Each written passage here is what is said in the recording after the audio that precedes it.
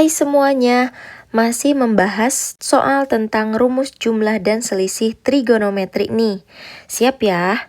Soal ketiga, nilai dari kosinus 2 theta dikurangi 1 per sin theta. Soal tentang apa sih ini dan menyelesaikannya pakai apa? Kita lihat aja. Di pembilang kita menemukan 2 theta di mana ini berarti sudut rangkap atau sudut ganda. Berarti kita bisa gunakan bantuan sifat atau rumus sudut ganda, khususnya untuk yang cos 2 theta, ya kan?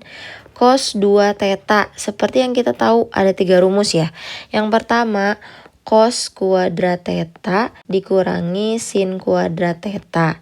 Kemudian selain ini kan bisa juga 2 cos kuadrat theta dikurangi 1 atau 1 dikurangi 2 sin kuadrat theta. Nah, tinggal kita pilih nih dari ketiga ini yang kira-kira bisa membawa kita ke bentuk yang lebih sederhana. Yang pertama mungkin sebagai acuan juga ya. Karena kita punya 1 di sini, maka kita pakai bentuk yang mengandung nilai 1 juga supaya nilai satunya ini nanti bisa dikurangkan atau bisa dihilangkan dengan operasi pengurangan. Dari ketiga rumus berarti yang memungkinkan adalah rumus kedua dan juga ketiga kan. Oke, terus pilih yang mana nih antara 2 sama 3? Lihat di sini ada penyebut atau nanti bakal dibagi dengan sin theta. Berarti yang kira-kira bisa menghilangkan atau menyederhanakan bentuk berarti kan yang bentuknya ada sin tetanya juga ya, supaya nanti kayaknya bakal bisa dibagi gitu. Berarti kita pakai rumus yang ketiga. Maka kita selesaikan bentuk cos 2 theta dikurangi 1 per sin theta ini dengan bantuan rumus ya. Kita ganti cos 2 tetanya dengan 1 min 2 sin kuadrat theta. Kemudian di sini ada min 1 kan, tulis lagi min 1. Kalau ini kan dari rumus. Kalau yang ini dari soalnya yang min 1-nya. Oke, terus kita bagi dengan sin theta.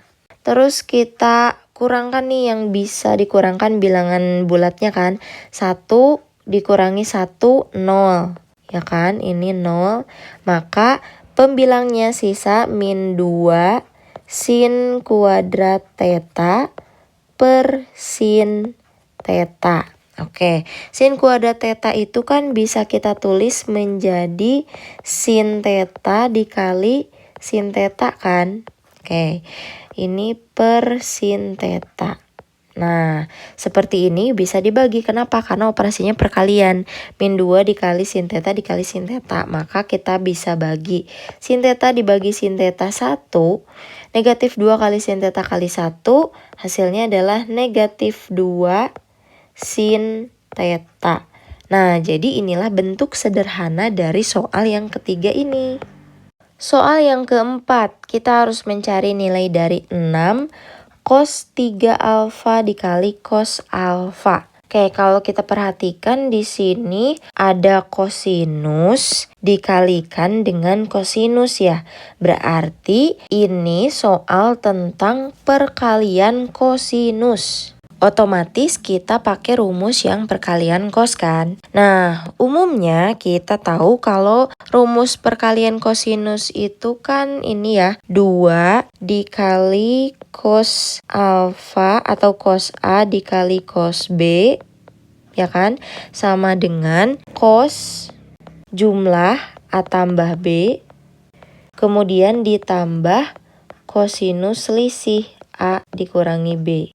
Ini kan rumus yang kita punya. Nah, sama kita pakai rumus yang ini. Hanya mungkin di sini kita harus menyesuaikan dengan soalnya. Soalnya cos 3 alfa berarti 3 alfa di sini sebagai A-nya kalau pada rumusnya, terus alfanya sebagai B. Oke, kita tulis saja dulu. Berarti 2 cos 3 alfa dikali cos alfa. Nah, di sini kita punya bilangan skalarnya atau koefisiennya itu 6. Sedangkan di sini baru kita tulis 2. Berarti kurang lebih kita harus kalikan berapa ya supaya jadi 6? Dikalikan dengan 3 kan? 3 kali 2, 6. Nah, maka di sini tulisnya seperti ini. 3 dikali 2 cos 3 alfa dikali cos alfa. Nah, karena ruas kirinya kita kalikan dengan 3, maka otomatis rumus sebelah kanannya juga kita kalikan dengan 3. Jadi 3 dikali, nah baru deh kita masukin cos A tambah B. Berarti 3 alfa ditambah alfa, kemudian ditambah kosinus 3 alfa dikurangi alfa.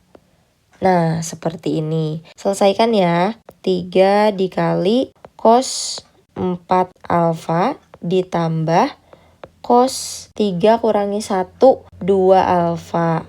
Sampai sini sudah betul, tapi kalau misalnya 3-nya mau kita kalikan dengan kedua sukunya, berarti 3 kita kalikan dengan cos 4 alfa. Berarti jadi 3 cos 4 alfa. Kemudian ditambah 3-nya kita kalikan juga dengan yang cos 2 alfa. Berarti 3 cos 2 alfa. 3-nya bukan dikalikan dengan sudutnya ya, bukan jadi 12 alfa dan juga 6 alfa, tetapi 3 ini menjadi koefisien dari nilai kosinusnya. Oke gitu ya, jadi hasil akhirnya adalah 3 cos 4 alfa ditambah 3 cos 2 alfa.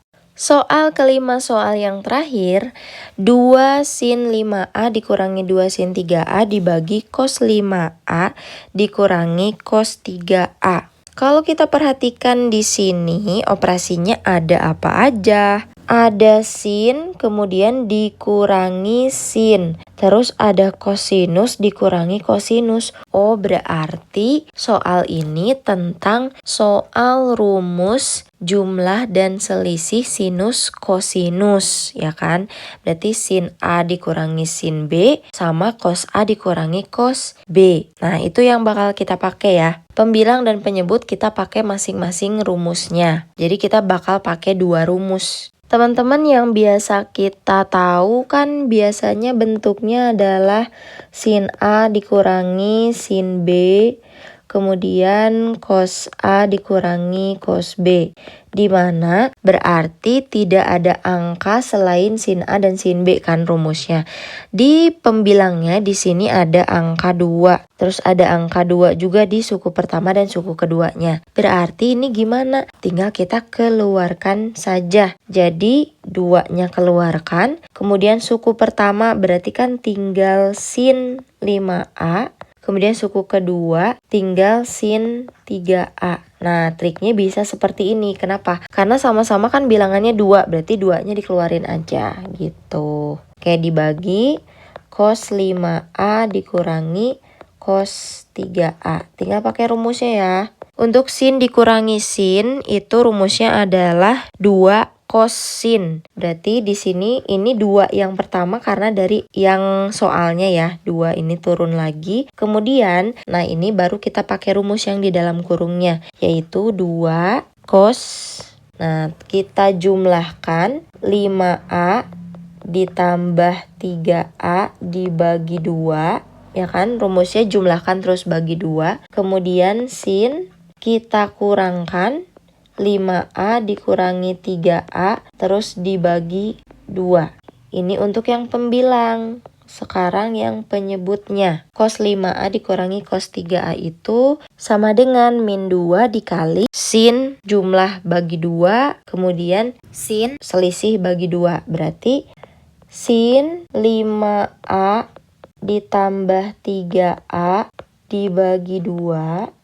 Kemudian sin 5A dikurangi 3A dibagi 2. Oke.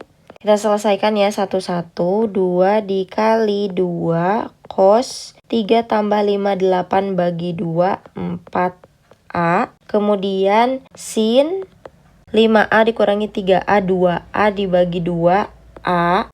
Terus dibagi penyebutnya kita selesaikan juga. Min 2 dikali sin 5 tambah 38 bagi 2, 4A. Kemudian sin 5 dikurangi 3, 2. 2 dibagi 2, 1. Berarti sin A. Kita selesaikan ya. Kita bagi 2 dibagi 2, 1. Positif dikali negatif jadi negatif. Kemudian negatif kita kalikan dengan 2 yang di dalam kurung ini. 2 jadinya jadi negatif 2. Terus di sini sudutnya ada 2 macam kan. Ada yang 4A dan juga ada yang A. Nah, kita bagi yang sudut 4A dengan sudut 4A. Berarti di sini kita punya cos 4A dibagi sin 4A. Kemudian sin A bagi sin A hasilnya 1. Coba kita pakai identitas trigonometri ya. Untuk yang cos per sin, sudutnya kan sama. Cos per sin itu kan sama dengan kotangen ya. Jadi kotangen 4A. Nah, jadi lebih sederhana kan bentuknya. Ternyata untuk soal yang kelima ini bentuk lainnya adalah negatif 2 kotangen 4A. Nah, ini bentuk sederhananya. Nah, itulah pembahasan kelima jenis soal tentang rumus jumlah dan selisih trigonometri. Selamat belajar untuk mencoba soal-soal yang lain ya. Sampai jumpa di video selanjutnya. Terima kasih sudah menonton.